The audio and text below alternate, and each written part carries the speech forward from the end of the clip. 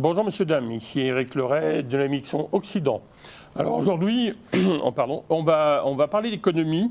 On l'a fait déjà lorsqu'on a reçu Alain Lecossin ou Yves Roquette ou Guy Millière, parce que c'était aussi un économiste. Mais cette fois-ci, on va recevoir quelqu'un d'assez prestigieux en France, qui vient de France, d'Europe. On va dire que c'est une famille prestigieuse. On parle de Pierre Garello, qui est le fils de Jacques Garello, qui sont donc deux économistes importants. Et on va parler de la carrière et de la réflexion et surtout des actions aussi de Pierre Garello pour défendre la liberté, comme on le fait depuis plusieurs années ici avec Lux Média et dans mon émission Occident et récemment dans mon émission Écologie. Alors, je vous présente donc Pierre Garello. Bonjour Monsieur Pierre Garello.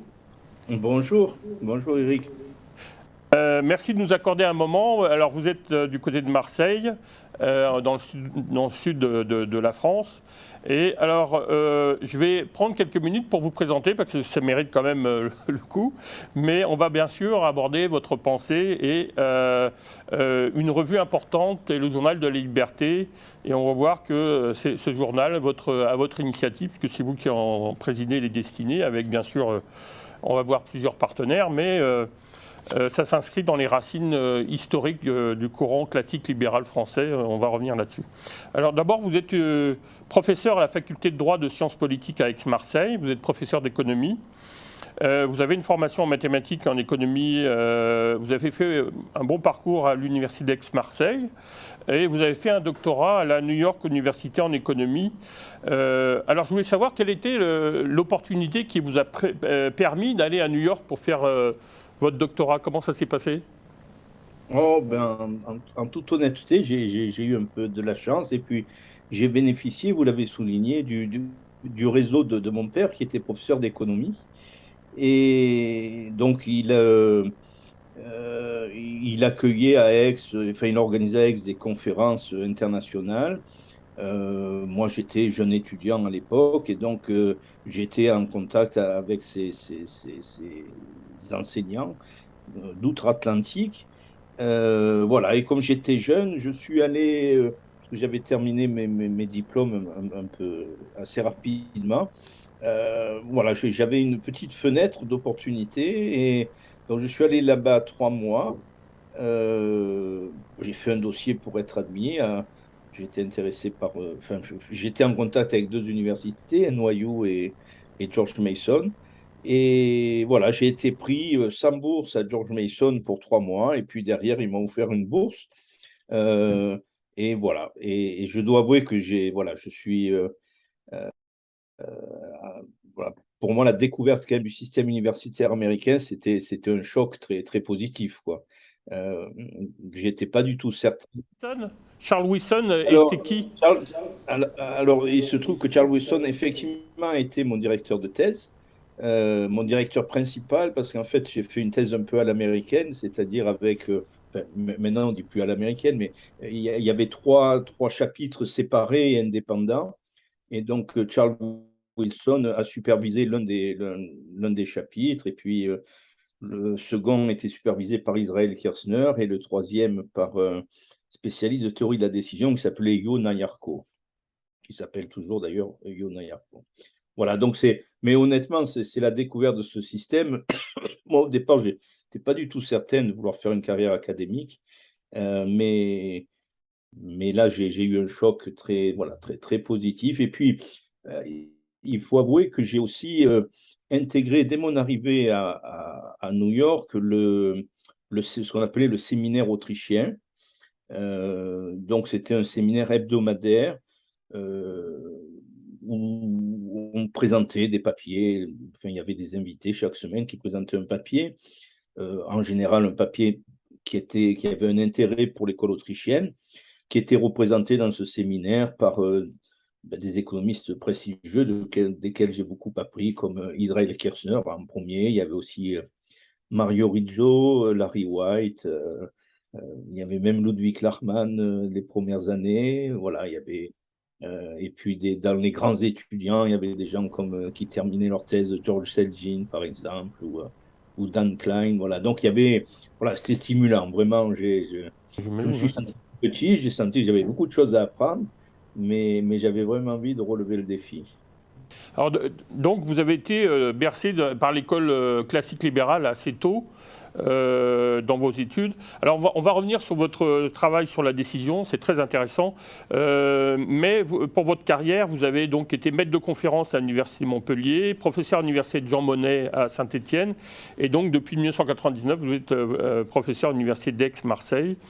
Alors, vos domaines de recherche sont l'analyse économique du droit, la théorie des jeux, la théorie de la décision et les théories de l'entrepreneur, diplômé d'un doctorat donc à New York. Alors, ce que je voulais vous demander, c'est par rapport à l'école autrichienne, est-ce que ça a été difficile d'adapter cette école à la France en particulier? Bon, on connaît l'historique et l'apport de votre père, Jacques Kerlot, dans la culture classique libérale, mais est-ce que ça n'a pas été une difficulté ou est-ce que justement le fait d'être à New York vous a permis de développer cette approche, comme on va en parler là, sur la décision, d'une façon plus naturelle et moins problématique qu'en France? Alors, c'est une question intéressante. D'abord, je crois que là encore, ça a été une des chances que j'ai eues, c'était que durant les années que j'ai passées à New York, c'est vrai que j'étais, comme je l'ai dit, en contact très étroit et très enrichissant avec les représentants de l'école autrichienne, on va le dire comme ça. Mais c'est également vrai que j'ai suivi tout le cursus traditionnel que suivaient tous les doctorants de NYU. Et donc, j'ai un peu développé cette double culture, en quelque sorte, quoi. Euh, et alors, c'est important parce que alors, c'est vrai que j'avais fait un petit peu de mathématiques avant, enfin, je ne prétends pas être mathématicien, mais enfin, je suis moins rebuté par les mathématiques que certains. Et donc, j'ai pu pousser dans des choses telles que la théorie de la décision, la théorie des jeux un petit peu. J'étais relativement à l'aise.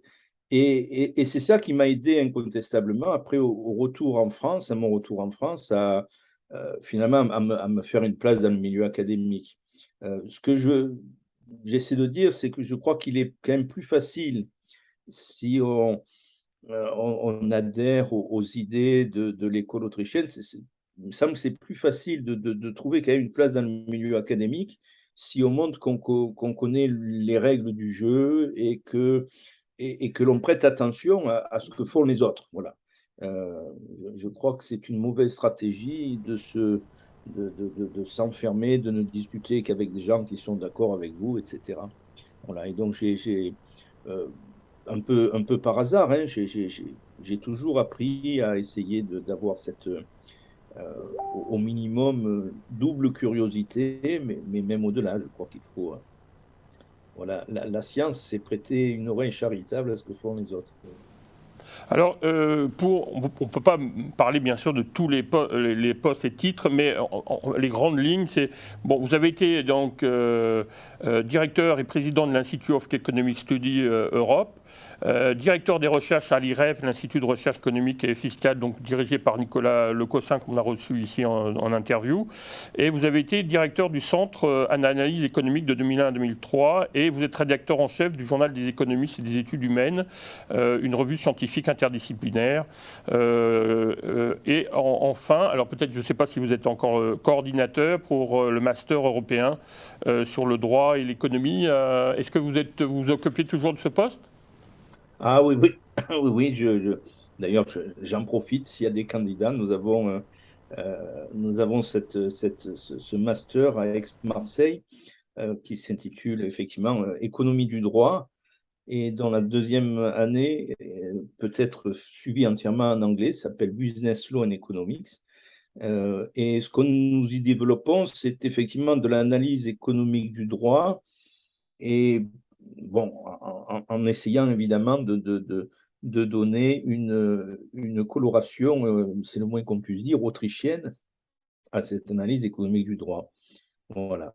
Et donc, c'est ouvert aux étrangers. Il y a beaucoup d'étrangers qui viennent. Le master a le label Erasmus Mundus Plus aussi. Alors, voilà, donc c'est un master qui a été reconnu, en tout cas, par ses pairs. Et donc, oui, ça me prend beaucoup d'énergie, mais j'aime beaucoup voilà, cette transmission du savoir. Alors, vous avez dirigé 19 thèses Et vous avez encadré, enfin vous participez à 5 thèses, donc ça fait que vous avez donc une expérience d'encadrement de thèse. Alors, vous avez aussi une expertise internationale très reconnue, puisque je ne pourrais pas donner tous les pays où vous êtes passé, mais disons qu'on va parler autant d'Oxford, de la Bulgarie, de la Roumanie, de l'Australie, bien sûr, enfin de l'Australie ou de l'Autriche, pardon, de la Oui, oui. Grèce, la Bulgarie. Le Maroc. Hein, est-ce que vous avez eu, j'ai pas remarqué que éventuellement vous avez fait des passages en Angleterre, oui bien sûr, mais vous avez fait en Afrique aussi, à Abidjan. Mais est-ce que vous avez fait des expériences en Amérique ou en Amérique du Sud? Non, alors, bon, là, vous donnez toute une série d'endroits et d'universités où je suis effectivement, je me suis rendu. Alors, je me suis rendu pour des causes diverses. C'est pas forcément pour un travail d'expertise. J'ai fait, d'arriver de faire des travaux d'expertise en Géorgie, par exemple, dans le Caucase. Mais je me suis souvent déplacé soit pour euh, en, en tant que professeur invité, soit dans le cadre de, vous mentionnez tout à l'heure, l'Institute for Economic Studies, qui est en fait un institut à but éducatif. On essaie d'introduire des jeunes étudiants brillants à la pensée classique libérale. Alors, c'est souvent dans la liste des, euh, des, des, dans la liste des placements que vous mentionnez, c'était souvent en fait des séminaires que nous organisons dans le cadre de cet Institute for Economic Studies. Voilà. Et puis si je peux me corriger, alors je ne sais pas si vous êtes, si le nombre de thèses, je ne sais pas combien j'ai encadré de thèses, mais je sais que c'est plus que 4. Alors j'ai probablement assisté à une bonne trentaine de thèses, mais bon, après, c'est difficile à comptabiliser. Ouais, d'accord. Bon, enfin, en tout cas, oui. Parce que, ouais, Direction of Research, alors, peut-être que je me suis trompé dans Oui, oui. l'interprétation. Bon, Non, ok. non. Alors, on va rentrer dans le vif du sujet. Enfin, on y est déjà, mais sur la publication et recherche, alors on peut pas, bien sûr, vous avez une multitude d'articles, mais les premiers, et on va parler bien sûr de la revue sur la liberté, qui est importante. Mais la première est intéressante, c'est alors j'aimerais savoir d'abord dans un premier temps qu'est-ce qui vous a amené à vous intéresser à la décision, à la théorie de la décision, puisque ça a été votre sujet de thèse, mais aussi les premiers articles que vous avez écrits, sur lesquels je vais vous poser quelques questions par la suite. Ouh, ça c'est une bonne question. J'ai toujours eu un attrait pour ce qu'on appelle dans l'économie classique la microéconomie. Hein. Donc là, on sait que quand on démarre en économie, on analyse le choix du consommateur, le choix du producteur, etc. Et puis, ben, au niveau du doctorat, entre autres à travers des cours de finance, par exemple, euh, euh, on introduit l'incertitude et on s'aperçoit que choisir dans un univers d'incertitude, c'est quelque chose de bien compliqué. Dans un univers de certitude, choisir entre une pomme et une orange, si je préfère la pomme à l'orange, je prends la pomme. Voilà, point final. Mais dans un univers d'incertitude, les choix d'investissement, les choix de lancer une entreprise, etc., les critères sont beaucoup plus flous. Et en plus, il y avait quelque chose d'intéressant. Je vous ai dit que j'étais, je crois que le mot n'est pas trop fort, admiratif d'Israël Kirchner. Et Israël Kirchner, vous le savez, c'est le théoricien de l'entrepreneur. Et donc, j'ai essayé de réfléchir à une connexion entre, d'une part, ce qui se fait en théorie de la décision, théorie des choix, et d'autre part, cette figure si centrale dans la compréhension des marchés, qui est la figure de l'entrepreneur, qui lui aussi, évidemment, est un décideur, mais un décideur qui a une perception différente de son environnement, qui voit des opportunités, etc. Donc, je crois que c'est ça qui m'a attiré, en fait. C'était oui, cet intérêt pour la prise de décision, et puis avec ce souci de savoir comment l'entrepreneur pourrait éventuellement s'intégrer dans une compréhension générale de l'économie. Voilà, chose qu'Israël Kirchner fait très bien, mais voilà, l'idée c'était de voir si on pouvait rattacher ça, et honnêtement, probablement c'est difficile, avec les gens qui arrivent de l'autre côté de la théorie néoclassique traditionnelle et de la théorie des choix Alors, justement, formatés. la première question, je veux savoir, est-ce que l'approche, Israël Kirzner est un économiste américain qui appartient à l'école autrichienne, comme vous l'avez souligné, mais est-ce que l'approche Ludwig von Mises permet d'avoir une approche sur la décision, ou en tout cas sur vos recherches, qui est différente des autres approches économiques? Alors, oui, d'une certaine façon, je pense qu'elle est plus riche. Donc, bon, vous mentionnez Mises, qui était le mentor de Kirchner, et Kirchner passait son temps à dire très modestement que tout ce qu'il disait, c'était chez Mises. Euh, Effectivement, le titre de l'ouvrage de Mises, enfin de son œuvre maîtresse, c'est l'action humaine. Donc, il s'intéresse à la façon dont les gens décident. Voilà, c'est cette action humaine, c'est quelque chose qui est au cœur de l'explication que donnent les Autrichiens aux phénomènes sociaux. Euh,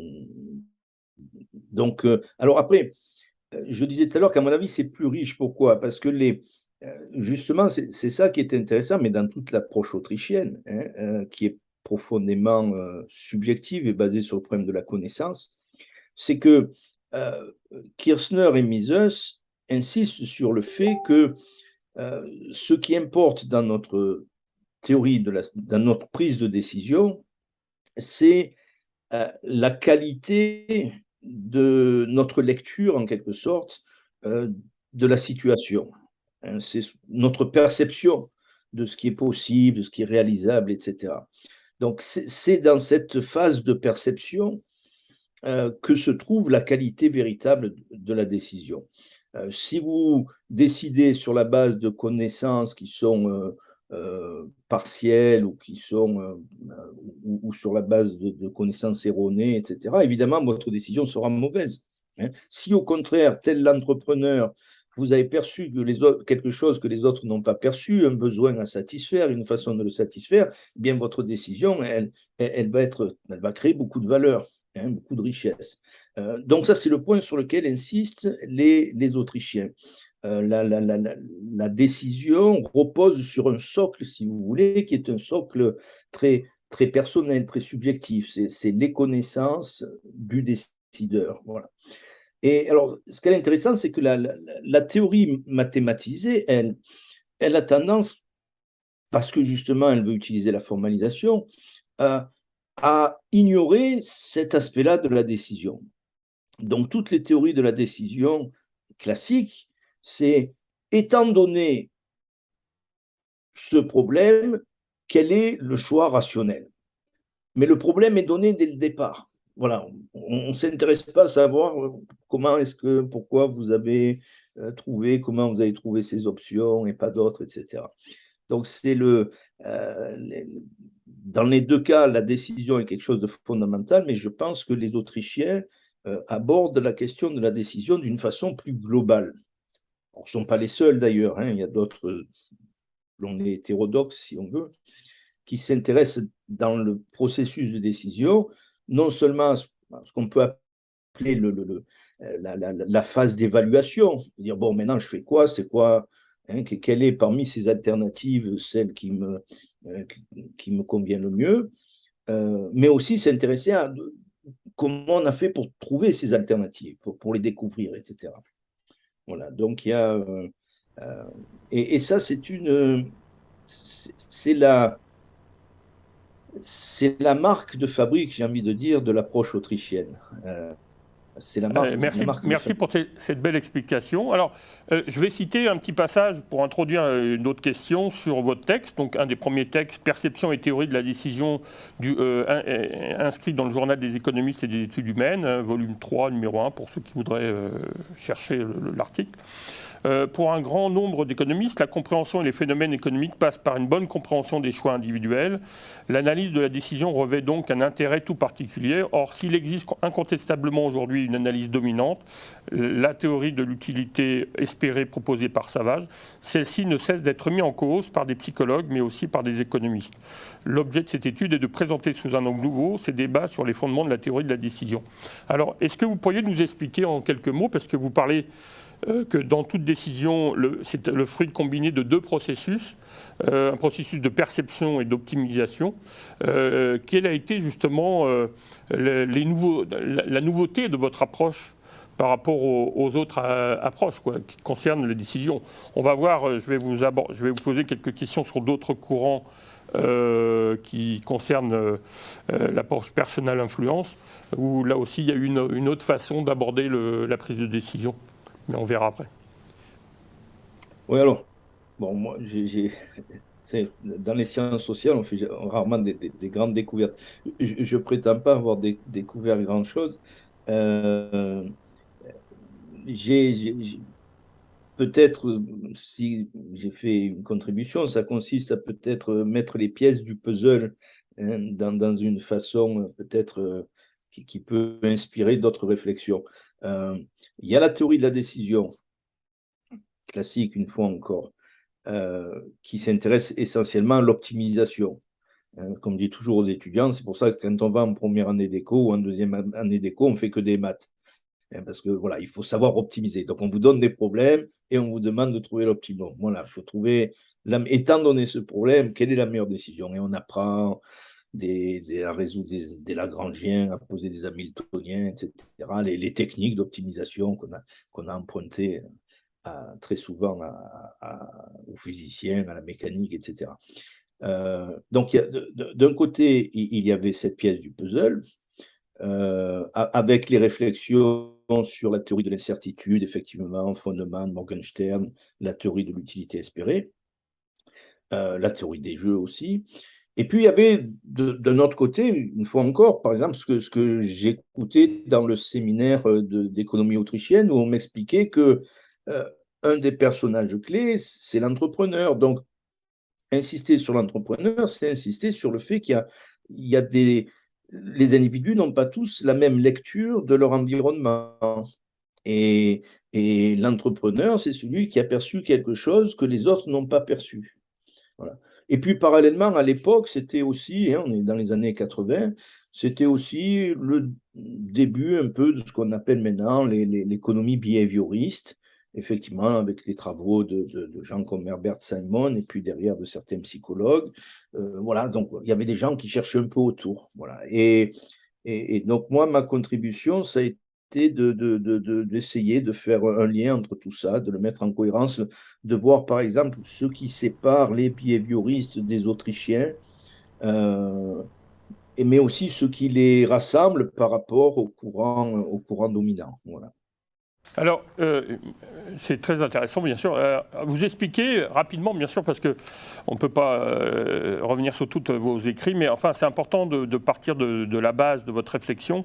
Vous dites que le processus de perception permet à l'individu de sélectionner les éléments qui lui semblent pertinents, éléments sur lesquels il désire baser sa décision, et de les organiser. Le processus d'optimisation, vous avez bien sûr souligné à juste titre que c'est très important, permet quant à lui de résoudre un problème tel qu'il mate d'un processus de perception.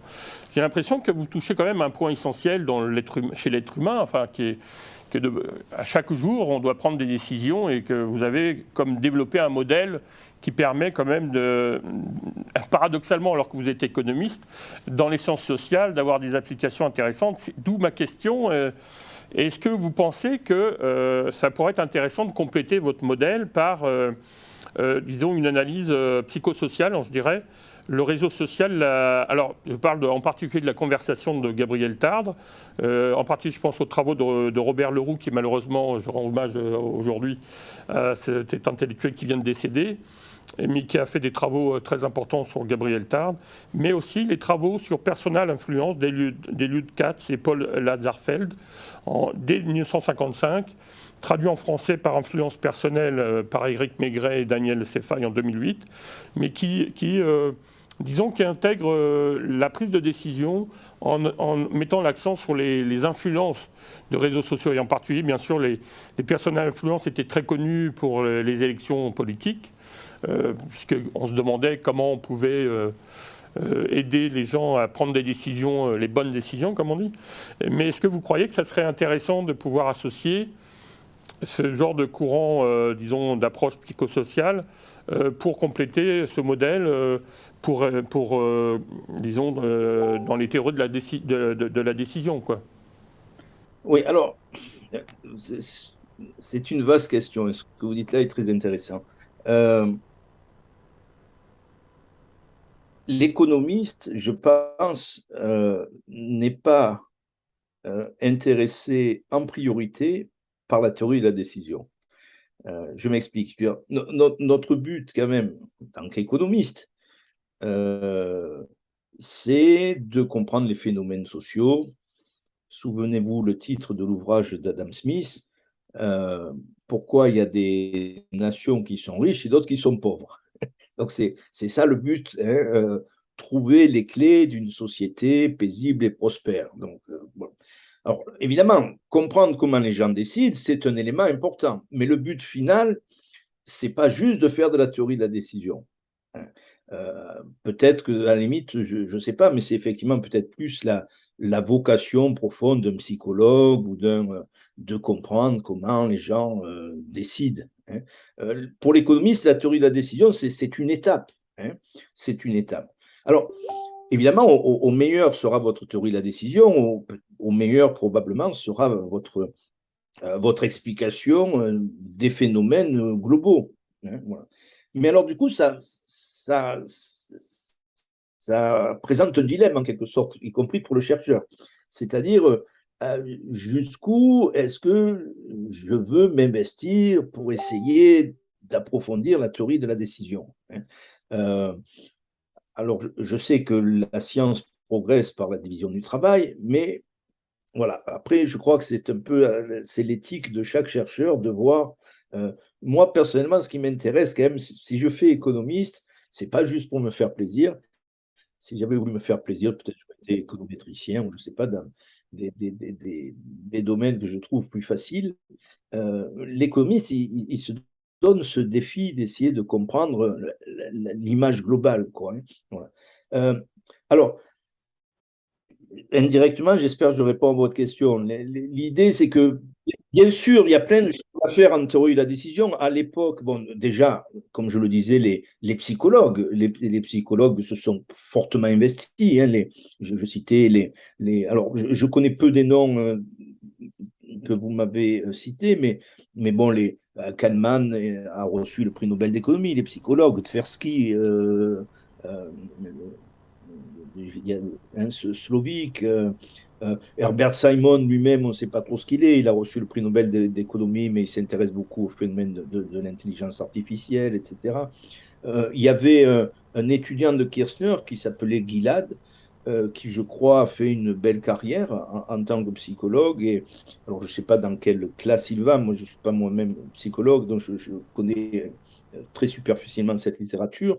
Mais je me rappelle qu'il insistait sur une notion de locus of control, c'est-à-dire que l'entrepreneur, c'est probablement quelqu'un qui a une certaine attitude vis-à-vis de son environnement et il pense qu'il a le pouvoir de le changer. Donc, il a ce qu'il appelle un locus of control interne, hein, alors que d'autres sont plus des genres à subir. Hein. Donc, il y a toute une littérature sur la psychologie aussi de l'entrepreneur.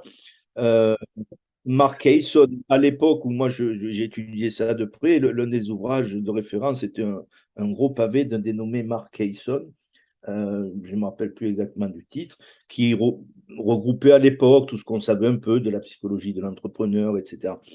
Et c'est vrai que les travaux ont continué, c'est vrai qu'on est influencé par notre environnement, les behavioristes ont beaucoup continué là-dedans, les effets de confirmation, par exemple, on a tendance à prêter attention aux informations qui confirment notre vision des choses et à prêter moins attention aux informations qui... Donc, ce que je veux dire, vous voyez, tout cela est passionnant, voilà, c'est vraiment passionnant, mais je dois avouer qu'après l'avoir creusé assez à l'époque, avoir lu un peu tout ce qui se faisait dans les années 80, c'est vrai que mon objectif principal, c'est comment arriver à cette, voilà, à cette vision globale et à répondre à ces questions fondamentales pour un libéral. Mais c'est quoi la place de l'État, quoi? Vous voyez, c'est ça. Ce sont les Oui, alors questions justement, qui m'intéressent. Voilà. je voulais compléter ma question parce que on parlait de la décision, mais en fait, derrière, j'avais comme idée l'innovation, en fait. En particulier les travaux de Jean-Louis Cacomo, qui n'est pas très loin de chez vous, le Oui, pauvre qui a vécu quand même des difficultés récemment, puisqu'on l'a enfermé pendant 3 ans dans un hôpital psychiatrique. Il en est sorti là, mais c'est pas fini. Mais je veux dire, outre la décision, est-ce que vous ne croyez pas que ce que vous avez, enfin vos travaux, parce que vous concluez par, de cette étude de la formalisation de la perception dans les théories de la décision, ressortent 2 conclusions principales. Les théories normatives n'offrent quasiment aucune justification pour les formes spécifiques de perception qu'elles suggèrent, et les études descriptives ne fournissent que peu d'informations sur cette phase de la décision. Est-ce que vous ne croyez pas, justement, qu'en intégrant le réseau social, on pourrait peut-être trouver, disons, des explications sur l'innovation? Parce que vous parlez de décision, mais justement dans l'entrepreneur, ça me paraît être au cœur de l'innovation, de la créativité. Vous voyez, parce que c'est associé à une décision d'innovation. Alors, ayant travaillé sur les brevets, par exemple, brevets d'importation, brevets d'exportation, brevets d'innovation, est-ce que vous ne croyez pas que la décision, justement, est au cœur de la création et de l'innovation? Oui, alors, je pense que dans une décision, une fois encore, il y a toujours 2 parties, la perception et l'évaluation après. Je pose le problème et après, j'essaie de le résoudre et de trouver la meilleure solution. C'est dans la partie de la perception que se trouve la partie créative de la décision. La dimension entrepreneuriale, c'est une dimension effectivement créative, artistique. Celui qui va poser le problème différemment. Alors, ça peut être un problème technique, et là, ça va être voilà, une innovation technique, ça peut être un problème d'organisation, ça va être une innovation managériale, ça va être un problème. Mais l'entrepreneur, c'est celui qui effectivement euh, est créatif et est innovant dans sa façon de voir les choses et il va essayer quelque chose que les autres n'ont jamais essayé parce que lui, il pense que ça va marcher.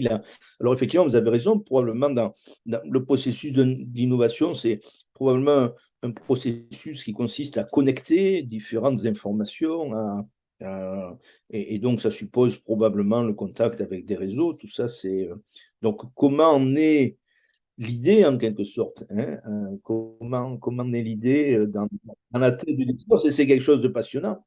C'est quelque chose de passionnant. Alors après, une fois encore, voilà, pour un économiste, il faut savoir qu'est-ce que j'ai besoin de savoir finalement pour avoir une analyse complète. Voilà, il y a des.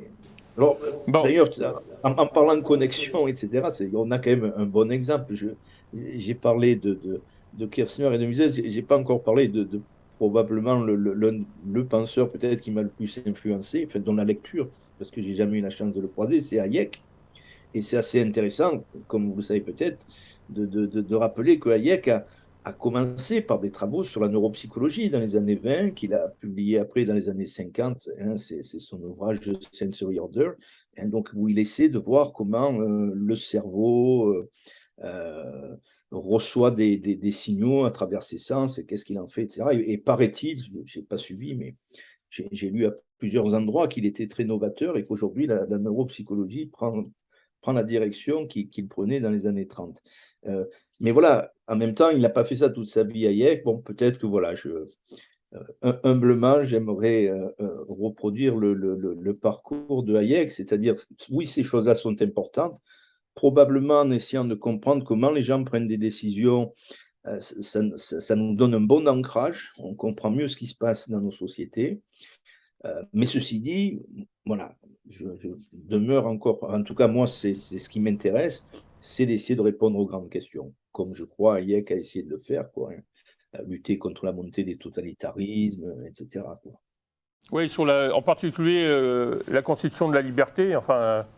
Sur la liberté, la route de la servitude un peu plus tôt, etc., quoi. Vous faites bien. Alors ça me permet justement de faire une transition vers les thèmes plus contemporains. Donc puisque la théorie économique vous ne quitte pas, bon bien sûr vous avez d'autres articles, en particulier sur Le cœur a-t-il des raisons que la raison ne connaît pas? Mais ça, j'invite les auditeurs et les spectateurs à creuser. Mais vous parlez dans différents écrits et activités. On va voir qu'elles sont très riches. Vous avez participé disons, à des articles ou des dossiers, on va voir dans quel contexte, sur Adam Smith, participer à un mélange hommage à Pascal Salin sous la direction de Mathieu Laine et Guido Hülsmann en 2006, bien sûr l'école autrichienne Hayek, Jean-Baptiste Say, Frédéric Bastiat. Alors c'est là que j'avais une question pour relancer votre réflexion et aller vous chercher dans vos connaissances. On parle souvent de la tradition anglo-saxonne, classique libérale, mais il y a une tradition française classique libérale qui remonte à Turgot ou à Bastiat, à Jean-Baptiste Say, que vous défendez d'ailleurs depuis plusieurs années. Pourquoi valorise-t-on plutôt l'école anglo-saxonne enfin, je trouve qu'il y a une sorte d'influence mutuelle entre les deux. Mais pourquoi on met toujours celle anglo-saxonne de l'avant, quoi? Oui, je sais pas, peut-être parce que je sais pas, c'est une vaste question. Euh, Peut-être parce que les économistes du monde académique ont été à une époque plus brillants du côté américain que du côté français. Je ne sais pas. Ce qui est intéressant, c'est que si vous regardez tous les économistes, vous en avez cité quelques-uns, français du 19e, et on a beaucoup d'économistes de qualité, Bastia, Essay, mais pas que. Euh, ils n'étaient pas dans le domaine, ils n'étaient pas à l'université. Regardez Bastia, par exemple, il y a quelqu'un comme Schumpeter, par exemple, son histoire de la pensée économique, va lui consacrer 2 paragraphes, quoi. De façon très injuste. Il le voit comme un vulgarisateur, euh, homme politique, voilà, qui a œuvré pour le traité de libre-échange, etc. Mais enfin, pas comme un économiste, hein. Euh, Jean-Baptiste Say, souvent aussi, bon, à part la loi de Say dont on parle un peu, mais sinon, on le considère comme un disciple d'Adam Smith, alors que c'était, je pense, bien plus que ça. Sa théorie de la valeur était plus sérieuse que celle de Smith, par exemple. Euh, donc, écoutez, je sais pas, mais ça peut être une explication. L'économie va entrer assez tardivement dans les universités françaises, fin 19e, peut-être même début 20e, je ne sais plus trop, et souvent à travers les facs de droit d'ailleurs. Alors il y aura des personnages intéressants. Par exemple, ici, tout le monde est fan de Jourdan, qui était un juriste économiste qui a fondé, je crois, la revue d'économie politique, je crois, entre autres, si je ne me trompe pas. Euh, voilà, mais alors que les Américains, peut-être l'économie est entrée plus rapidement dans le système universitaire. Je ne sais pas, c'est une explication, hein. Mais en tout cas, vous avez tout à fait raison de souligner que il y a de grands libéraux français et qui ont peut-être même précédé d'une certaine façon les libéraux anglo-saxons. Euh, il y avait une... Ouais. Oui, alors on ne va pas s'éterniser non plus sur cette dualité, mais je pense qu'ils s'enrichissaient mutuellement. Parce qu'on me disait souvent, enfin, dans les travaux de Guy Miller, qui avait traduit les écrits de Ronald Reagan, il disait que Reagan disait qu'il avait Bastia sur son livre de chevet. Donc, effectivement, vous avez raison, c'était plutôt sous-estimé plutôt qu'autre chose.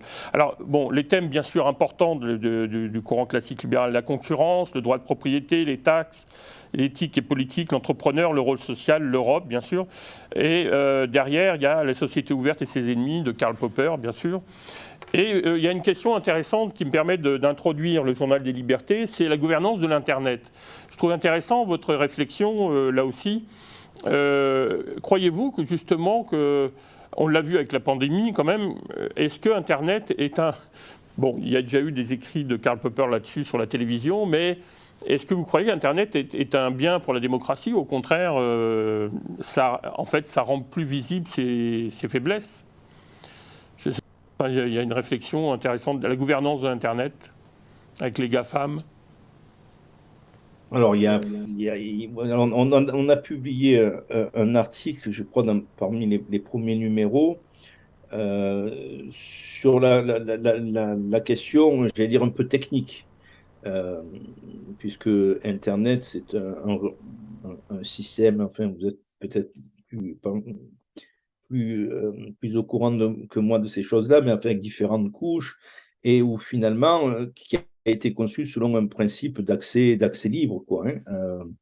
Et, et, et vous savez qu'aujourd'hui, les adresses IP sont encore distribuées par cette entreprise qui se trouve à Los Angeles, qui s'appelle ICANN. Bon, et voilà, donc il y a cette question de la gestion d'Internet au niveau technique. Est-ce qu'on doit faire payer les accès? Est-ce que voilà, est-ce qu'on peut rêver d'un Internet qui resterait international, hein, ce grand réseau où tout le monde peut tout mettre, qui en est propriétaire en quelque sorte, parce que c'est quand même quelque chose de physique quelque part. Donc ça, c'est une première question qui est très complexe. Euh, Internet est né comme quelque chose qui était rattaché au ministère de la Défense américaine au départ, et puis après, sous Bill Clinton, il y a eu ce souhait de le rendre à la société civile, en quelque sorte. Ah oui, mais comment est-ce que la société civile va s'occuper de cette chose-là? Les gouvernements aimeraient bien contrôler parfois, mais bon, voilà.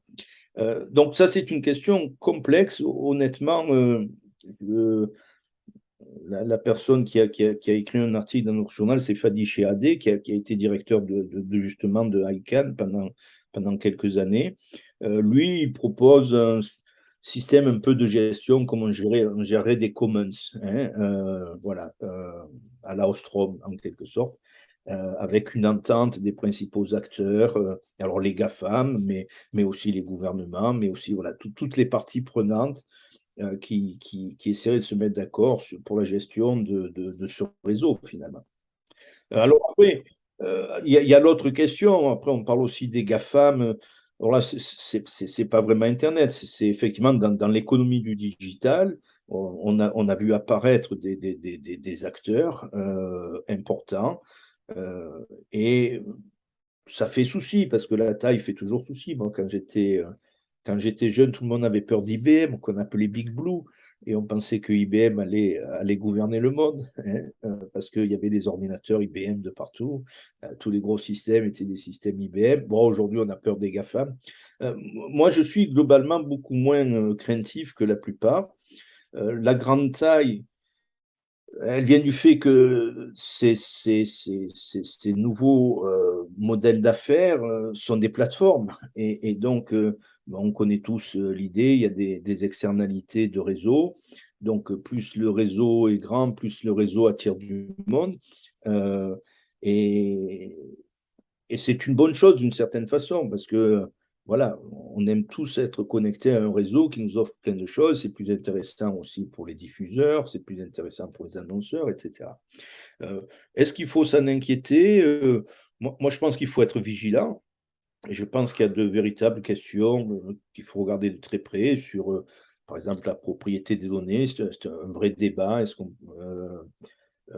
Mais voilà, je ne tremble pas à l'idée des GAFAM qui domineraient le monde. D'ailleurs, cette année, j'ai l'impression que leurs résultats économiques financiers sont un peu moins bons que prévu, ce qui montre que même ces géants, sans avoir les pieds en argile, ne sont pas, voilà, ils sont toujours, je crois qu'ils sont géants tant qu'ils arrivent à continuer à innover et à satisfaire leurs utilisateurs, quoi.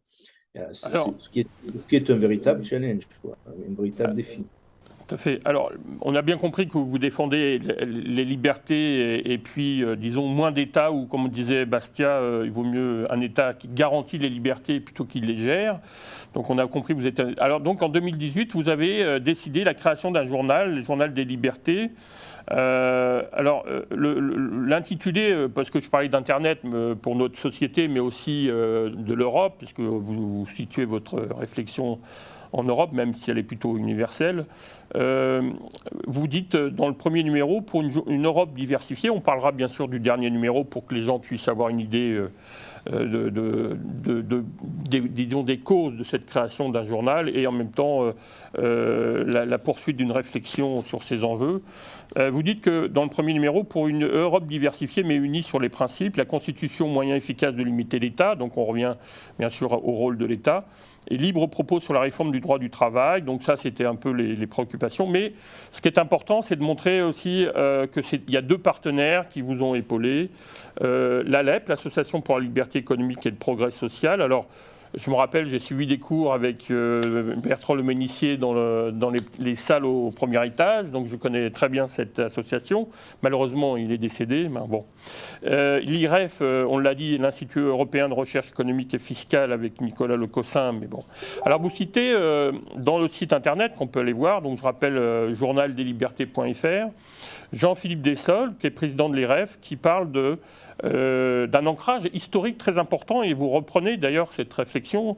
Vous dites en fait, enfin, M. Dessol, qui est président de l'IREF, donc, qui emprunte à la mémoire du journal des économistes publié en France à partir de 1841 sous la direction de Gustave de Molinari, Yves Guyot, qui était donc associé à la Société d'économie politique. Alors on voit bien, comme je le posais la question, qu'il y a une racine historique de votre démarche, mais en même temps, ça prouve aussi qu'il y avait un courant classique libéral assez fort depuis plusieurs années, on peut dire même plus d'un siècle.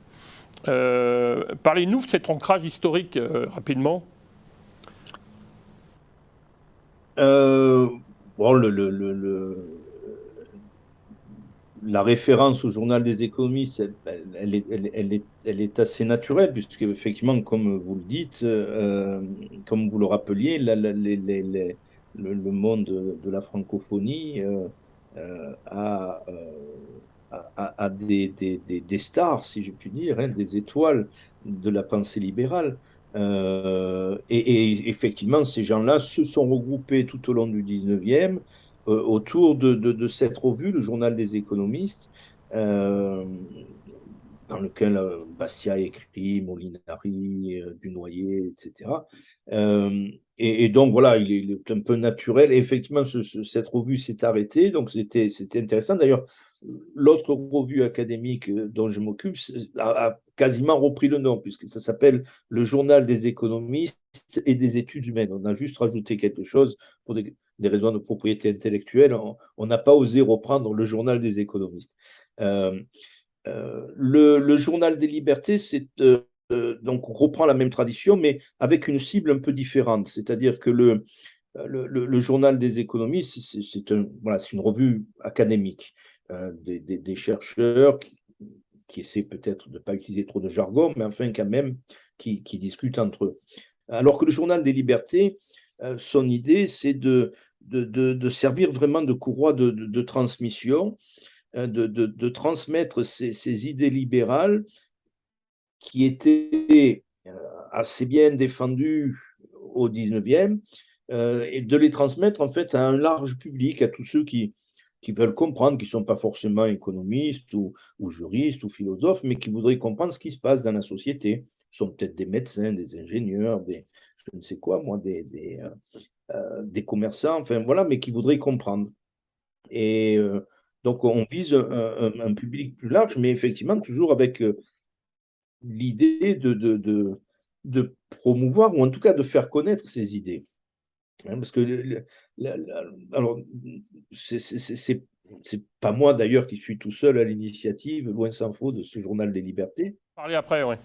C'est vraiment une initiative conjointe. Vous savez, le cercle des libéraux est pas si développé que ça, malheureusement. Donc, IREF et ALEPS déjà sont dans les mêmes locaux et voilà, et entretiennent des relations naturelles et bonnes. Et donc, y avait cette idée voilà, il faut qu'on fasse quelque chose pour diffuser un peu mieux nos idées à un public plus large. Il y avait, si vous voulez, on s'inscrit dans une tradition de revues comme commentaires, comme études.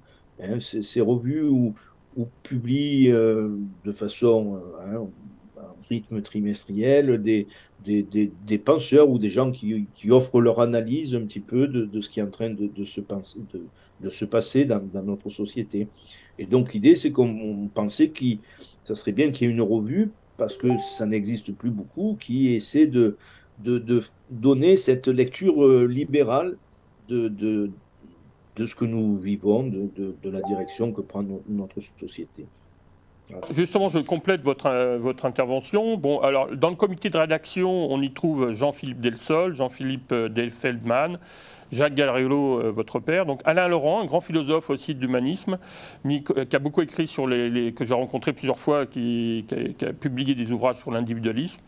Nicolas Lecossin, donc le directeur de l'IREP, Bertrand Le Ménissier, malheureusement décédé, mais Henri Lepage, qu'on connaît aussi, Philippe Nemo, très, très connu aussi, j'ai beaucoup de ses ouvrages sur l'histoire de la pensée, l'histoire de l'Occident.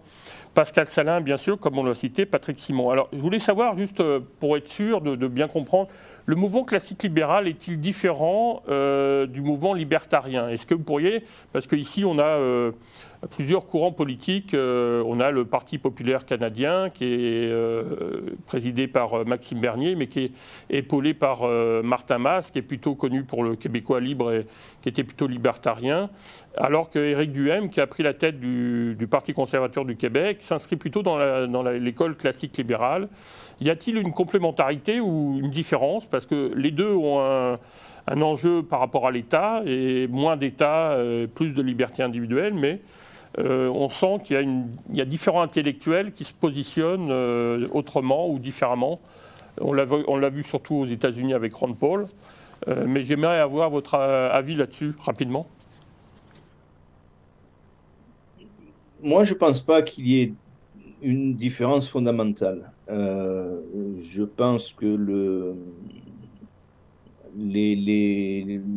la pensée classique libérale était révolutionnaire en son temps, et je pense qu'elle est toujours révolutionnaire aujourd'hui. Enfin, révolutionnaire, si on la suivait, ça nécessite une remise en cause assez sérieuse de beaucoup de choses. Euh, et les libertariens, je pense, s'inscrivent aussi dans cette vision-là. Les piliers, c'est les mêmes, c'est la propriété, c'est le respect des droits individuels. Euh, c'est aussi l'idée, la conviction qu'à travers la coopération volontaire, on arrive à bien mieux satisfaire nos besoins. C'est l'idée que la coercition, on doit l'utiliser la moins possible. Alors là, il y a probablement peut-être des questions de degré. Il y a ceux qui vont voir quand même un rôle un peu plus important pour l'État. Il y a ceux qui disent que tout pourrait être privatisé, y compris la police et la justice. Mais pour moi, c'est plus une question de degré et c'est quelque chose dont on doit débattre. Voilà, je crois que libertariens et classiques libéraux partagent l'essentiel. Et alors, il y a peut-être aussi des différences, peut-être dans la rhétorique, mais pas de fond. Il n'y a pas de fond. Bon, libertariens, peut-être certains libertariens, pas tous. Moi, j'ai beaucoup d'amis, j'ai vécu longtemps aux États-Unis, j'ai beaucoup d'amis américains qui se disent libertariens et qui sont loin d'être des fous furieux. Voilà, mais par contre, donc voilà, c'est ma réponse. Elle est peut-être, mais je ne pense pas qu'il y ait de différence fondamentale. Par contre, il y a probablement des degrés dans ce qui est possible et ce qui ne l'est pas. Le problème qu'on a, nous, parfois en France, c'est de faire comprendre la différence entre le libertarien et, euh, et le libéral au sens moral du terme, comment dire, le, le libertaire en quelque sorte. Voilà, le, le libéral ou le libertarien, c'est pas quelqu'un qui dit on peut faire n'importe quoi, on fait ce qu'on veut. Hein, dans les deux cas, ce sont des gens qui croient euh, très fortement dans l'importance de règles, hein, pour vivre dans une société paisible, prospère. Donc, il faut des règles. Le libéralisme, c'est pas l'absence de règles. Et c'est ça qu'il faut essayer de faire comprendre, y compris les libertariens. Les libertariens, ils ont jamais dit qu'il fallait pas de règles. Ils ont dit voilà, ils ont dit qu'au moins on a des tas, souvent au mieux on se porte. Mais c'est une autre Alors, affirmation. je vous remercie pour votre précision. Alors, dans le conseil d'orientation, avant d'aborder rapidement la conclusion sur le dernier numéro de votre revue, dans le conseil d'orientation, on voit quand même des personnalités importantes comme Francis Ball, qu'on connaît, enfin, dans les études de communication très connues, Patrick de Cazeneuve, Jean-Pierre Chamou, qu'on a reçu ici pour son dernier ouvrage sur le numérique, mais aussi sur l'écologie, La nature a besoin d'entrepreneurs, avec Max, et puis Erwan, que vous connaissez aussi. Et Kelly Gagnon, de l'Institut économique de Montréal, qu'on connaît bien aussi, avec Nathalie Grabi-Lévy, Germain Belzile, qui malheureusement a décédé, donc on lui rend hommage aussi. Philippe Natas, Hervé Novelli. Alors là, c'est plutôt un homme politique, Hervé Novelli, ou est-ce qu'il a changé récemment, mais c'est quand même un personnage connu? Oui, il a fait de la politique, mais enfin bon, c'est aussi un intellectuel. Bon, donc il y a, voilà. L'idée et ce qui peut expliquer le côté un peu, a priori, euh, hétérogène de ce conseil d'orientation, c'est justement d'essayer de toucher d'autres personnes, de faire du journal une caisse de résonance.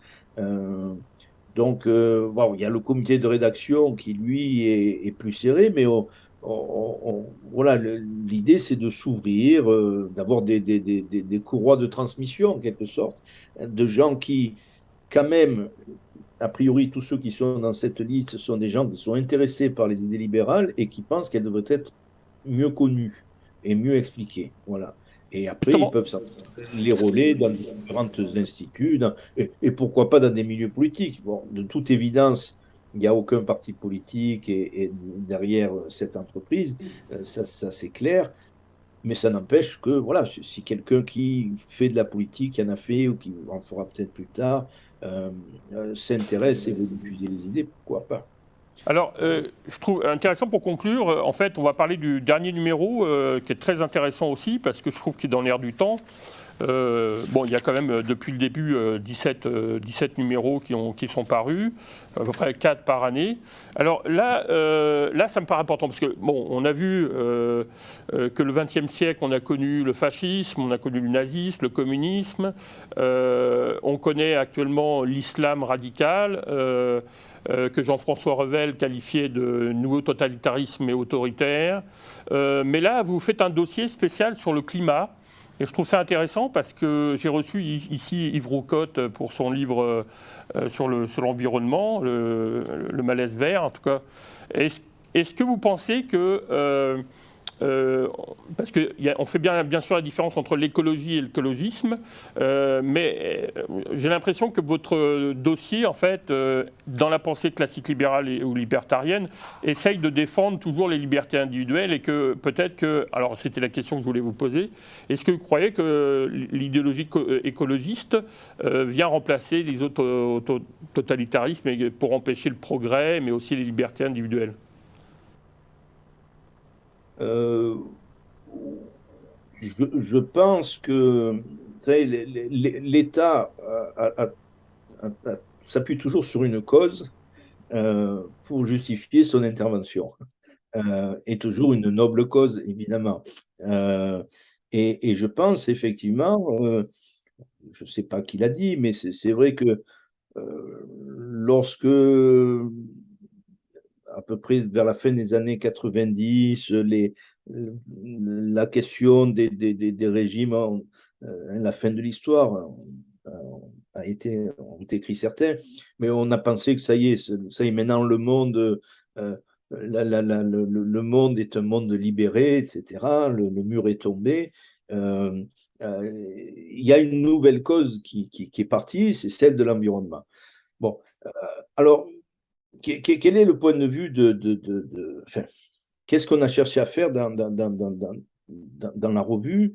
Euh, D'abord, essayer de rester à notre place. Et ça, c'est assez difficile. Ce que j'entends par rester à notre place, c'est que, de toute évidence, c'est pas nous qui allons trancher euh, un certain nombre de débats qui sont des débats techniques euh, dans lesquels, moi, personnellement, je préfère ne pas entrer parce que, voilà, je suis économiste et je ne suis pas. Mais ce qui nous intéresse, c'est justement de dire attention que cette nouvelle préoccupation pour la cause environnementale, climatique, euh, ne soit pas l'occasion eh bien d'abandonner toutes nos libertés. Il faut savoir raison garder. Donc c'est ça le message principal. D'autant plus que, bon, la façon dont on nous présente la situation est souvent extrêmement partielle, biaisée. Euh, Par exemple, quand on vous donne juste le résumé, le résumé en 2 pages d'un document de 1000 pages du GIEC, du coup, voilà, on va retenir un côté un peu alarmiste, catastrophiste, alors que si on lit les 1000 pages, comme l'a fait justement Erwan Keinec, bien on s'aperçoit que voilà, la vérité est beaucoup plus compliquée.